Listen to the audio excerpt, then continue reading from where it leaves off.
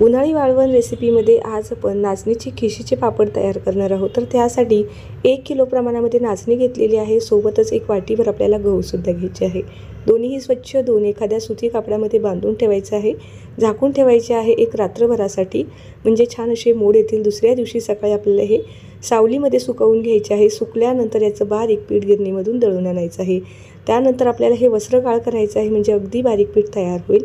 आता तयार झालेलं पीठ आपल्याला मोजून घ्यायचं आहे, म्हणजे आपल्याला पाण्याचा अंदाज येईल। तर 1 वाटीभर पीठ भरलेलं आहे, तेवढंच आपल्याला पाणी घ्यायचं आहे।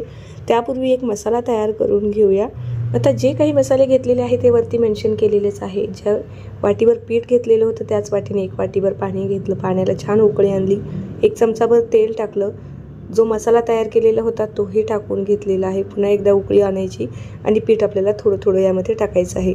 पाणी वर परतू द्यायचं। त्यानंतर छान असं घेरून घ्यायचं आहे। पीठ छान शिजवून घेतल्याच्यानंतर थोडंसं पीठ साईडला काढायचं। बाकीचं पीठ आपल्याला झाकून ठेवायचं आहे।